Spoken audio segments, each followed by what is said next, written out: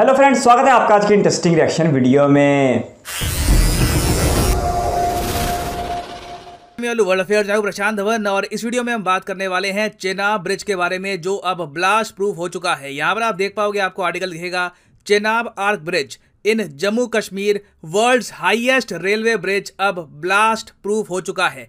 इस पर एक्चुअली सबसे पहले ट्वीट करी थी प्रेस इंफॉर्मेशन ब्यूरो ने। यहां पर इन्होंने लिखा है, for the first time in the world with the help of DRDO this bridge has been made blast proof. और जो PIB की स्पेशल मैगजीन आती है न्यू इंडिया समाचार, उसमें स्पेशल इस पर आर्टिकल भी पब्लिश किया गया है। यहाँ पे आप देख पाओगे प्रोजेक्ट की कॉस्ट लिखी है, लेंथ लिखी है, उसके अलावा स्पेसिफिकली मेंशन किया गया है कि DRDO की मदद से ये ब्रिज अब ब्लास्ट प्रूफ हो चुका है। तो मतलब कि कल को अगर पाकिस्तान भी अटैक करता है तो पॉसिबिलिटी बहुत कम है कि इस ब्रिज को डैमेज होगा ना। इस वीडियो में हम बात करेंगे कि इस ब्रिज की लोकेशन लाइन ऑफ कंट्रोल के कितने करीब है, इस ब्रिज को ब्लास्ट प्रूफ कैसे बनाया गया है और इतिहास में किस तरीके से जंग में लगातार ब्रिज एक बहुत ही इजी टारगेट रहे हैं। काफी कुछ यहाँ पे आपको जानने को मिलेगा, मगर आगे बढ़ने से पहले आपसे क्वेश्चन पूछूंगा। क्वेश्चन यहाँ पर यह है, इस टॉपिक पर मैंने कल ही एक पूरी वीडियो अपलोड करी है, करीब 7-8 लाख लोगों ने वीडियो देखी थी। आपको बताना है कि भारत की अभी logistics as a proportion to GDP cost क्या है। इसको हम अभी इंप्रूव करना चाहते हैं, मगर अभी 2022 में क्या है,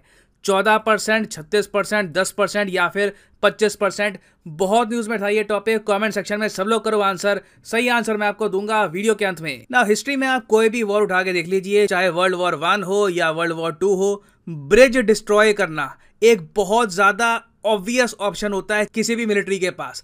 आप किसी कंट्री पे अटैक कर रहे हैं, आप इमीडिएटली ये चाहोगे कि इनके सोल्जर्स की मूवमेंट हम रोक पाए, क्योंकि अगर एक जगह कहीं पर इनके सोल्जर्स कट गए, लॉजिस्टिक सप्लाई इनको नहीं मिल पा रही, इनको वेपन्स नहीं मिल पा रहे, एडिशनल सोल्जर्स इनके हेल्प में नहीं आ रहे, तो आराम से एक जगह फंसे हुए सोल्जर्स को अटैक किया जा सकता है। इसलिए हमने रिसेंटली देखा कि रशिया ने भी लगातार यूक्रेन में बहुत सारे ब्रिज डिस्ट्रॉय किए, ताकि काफी बार यूक्रेन के सैनिक एक जगह फंस जाएं, उसके बाद रशियंस अटैक कर पाए। हालांकि ये टैक्टिक रशिया के केस में कभी काम किया है, कभी काम नहीं किया, क्योंकि प्लानिंग काफी खराब थी। मगर 1971 में इंडिया ने बिल्कुल प्रिसाइज प्लानिंग के साथ operation cactus lily carry out किया था। बहुत ही फेमस ऑपरेशन है।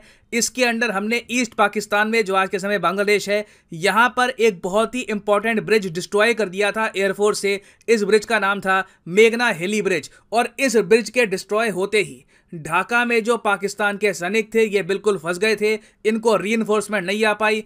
और फिर इंडियन आर्म फोर्सेस के प्रेशर में आकर पाकिस्तान ने एक बड़ा सरेंडर किया था।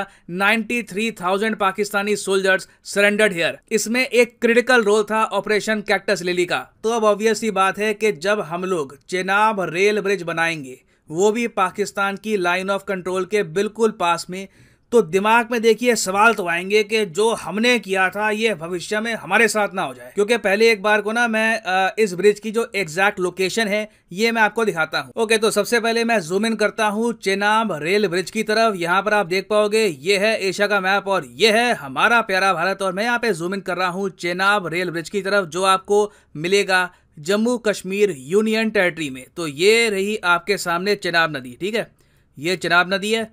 यहाँ से इंडिया से होके ये नदी पाकिस्तान में जाती।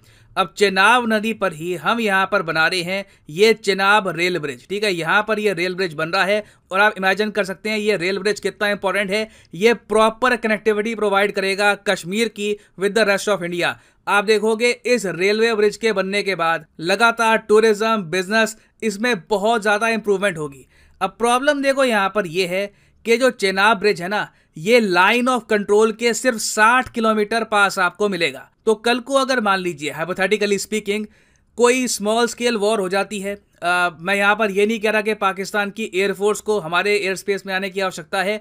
अगर पाकिस्तान कोई मैं कहूँगा हाईटेक ड्रोन भी भेज दे, अटैक ड्रोन, और सही तरीके से उसको मनूवर करे, तो एक बार को ये लोग चेनाब रेल ब्रिज पे अटैक कर सकते हैं। It is very much possible. और ये कंसर्न बहुत से लोगों का है। आपको मेट्रो मैन ऑफ इंडिया के बारे में पता होगा, ई श्रीधरन साहब, ये पद्मश्री हैं, दिल्ली मेट्रो के चीफ रह चुके हैं इन द पास्ट।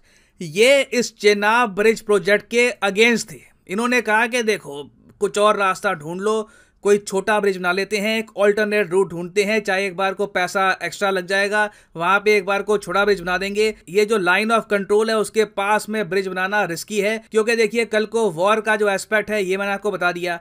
उसके अलावा लाइन ऑफ कंट्रोल के पास होने की वजह से आतंकवाद भी यहाँ पर बहुत ही आसानी से हो सकता है। कोई अगर मान लो कल को आतंकवादी आ गया, उसने बॉम्ब वगैरह कुछ यहाँ पे गिरा दिया, उस केस में प्रॉब्लम आ जाएगी। तो इसी प्रॉब्लम से निपटने के लिए भारत ने फैसला ये किया कि हम लोग DRDO के साथ मिलकर इंश्योर करेंगे कि ये ब्रिज ब्लास्ट प्रूफ बनाया जाए, क्योंकि इस ब्रिज की सेफ्टी के बारे में बहुत से लोग क्वेश्चन उठा रहे थे। और यहाँ पे वैसे आप देख पाओगे इस प्रोजेक्ट का स्टेटस, ये प्रोजेक्ट शुरू कब हुआ, किस तरीके से आगे तरक्की हुई। ये प्रोजेक्ट वैसे शुरू हुआ था दिसंबर 2003 में, अटल बिहारी वाजपेयी जी के टाइम में प्रोजेक्ट को अप्रूव किया गया। उसके बाद धीरे धीरे कुछ काम कभी रुका कभी आगे बढ़ा, फिर हमने देखा है कि प्रॉपरली कंस्ट्रक्शन रीस्टार्ट हुई थी 2010 के आसपास, और फिर हम देख रहे हैं 2017 से लगातार काम इस पर तेजी से हो रहा है। और अब हम फाइनली उम्मीद कर रहे हैं, अभी भी उम्मीद है कि इस साल के दिसंबर महीने में ये ब्रिज प्रॉपरली ओपन हो जाएगा, लोग इसको यूज कर पाएंगे। और 2012 के आसपास ये डिसाइड कर लिया गया था कि इस ब्रिज को हम बनाएंगे ब्लास्ट प्रूफ। और ब्लास्ट प्रूफ इसको कैसे बनाया जाएगा, देखिए यहाँ पे हमारा फोकस होगा स्टील की क्वालिटी पर और ओवरऑल इंजीनियरिंग एस्पेक्ट पे। पहले तो हम मान के चलते हैं जी, देखो अब ये भी है, ब्रिज पर आप मिसाइल अगर दागोगे एयरफोर्स से तो आपको हाई प्रिसिशन चाहिए, क्योंकि आप इमेजिन कर सकते हैं एक मिसाइल बहुत ही आराम से इस ब्रिज को मिस भी कर सकता है। तो मान लीजिए कोई फाइटर जेट कल को आता है और इसका एक जो पायर है इसको उड़ा देता है। पायर बेसिकली इनको कहते हैं, यहाँ पे आप देख पाओगे ये सपोर्ट करते हैं ब्रिज को। तो कल को एक ये उड़ भी जाता है तब भी ब्रिज खड़ा रहेगा, ब्रिज ऑल टुगेदर कोलैप्स नहीं होगा। उसके अलावा हमने ये भी इंश्योर किया है कि एक 780 मीटर लंबा ब्लास्ट प्रोटेक्शन प्लेटफॉर्म भी हम बिछाएंगे सरफेस पर।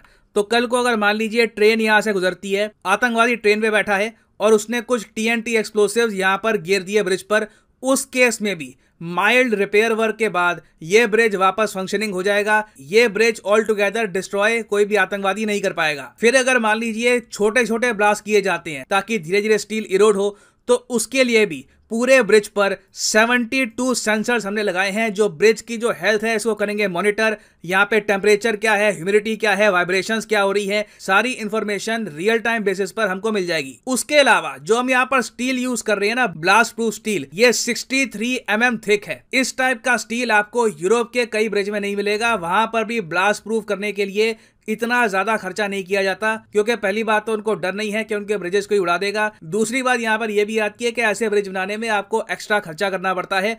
तो हमने ये सब खर्चा भी किया है। वी हैव मेड श्योर कि ये ब्रिज अपनी पूरी लाइफ स्पैन पूरी करे। चेनाब ब्रिज की लाइफ स्पैन होने वाली है 120 ईयर्स की। तो एक बहुत ही फेमस कहावत है, it is better to be safe than sorry. हम लोग एज ए कंट्री बहुत कुछ चेंज कर सकते हैं, बट सैडली अपने पड़ोसी चेंज कर नहीं सकते। तो उसके हिसाब से इनको काम करना होगा। That is why Chenab arch bridge is now. ये तो बिल्कुल समझ से बाहर है कि भारत चेनाब ब्रिज को लेके पाकिस्तान के हवाले से इतने खदशात में क्यों मुब्तला हुआ है। इसमें कोई शक नहीं कि तकरीबन यहाँ से LOC का फासला चेनाब ब्रिज से 55-60 किलोमीटर के आसपास है, लेकिन इसका ये मतलब बिल्कुल भी नहीं है कि ये भारत किसी तौर भी इतने बड़े खतरे में पड़ जाएगा। पाकिस्तान इस ब्रिज को टारगेट कर लेगा अपनी लोकेशन को लेके। ये एक बहुत अहम जगह है और कश्मीर के तनाज़े की वजह से ये सारे मामला सामने आ रहे हैं, नहीं तो ऐसी कोई बात नहीं है। और चेनाब ब्रिज को लेके तो मैं खुद भी पर्सनली बहुत ज़्यादा एक्साइटेड रहता हूँ, क्योंकि ये दुनिया का सबसे ऊंचा रेलवे ब्रिज होने वाला है 359 मीटर की हाइट के साथ। और वीडियो ऑनर ने इसकी हाइट तो नहीं बताई, जो इसका सबसे यूनिक पहलू था इस पूरे ब्रिज का।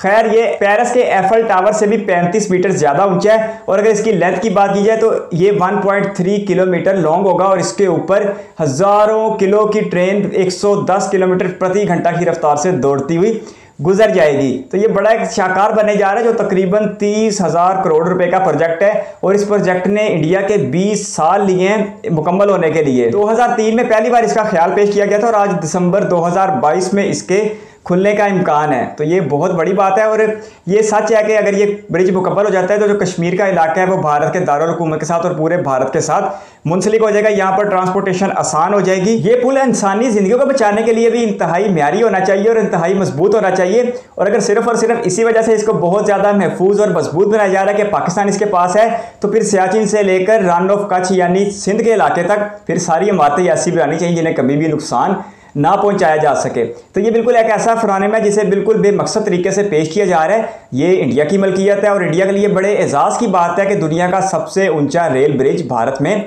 बनने जा रहा है। बाकी पाकिस्तान का आतंकवादियों से कोई लेना देना नहीं। अब भारत से उठ के कोई इस ब्रिज को तबाह कर दे तो इस पर पाकिस्तान की कोई भी जिम्मेदारी नहीं होनी चाहिए। तो इसलिए भारत को अपनी सिक्योरिटी और इस ब्रिज की मजबूती का पूरा ख्याल रखना चाहिए। आपके कीमती वक्त का शुक्रिया। अगर आप भी किसी वीडियो पर रहना चाहते हैं तो अपनी कीमती राय कमेंट बॉक्स में जरूर दीजिएगा। इस वीडियो को कीमती समय देने के लिए बहुत सारा धन्यवाद।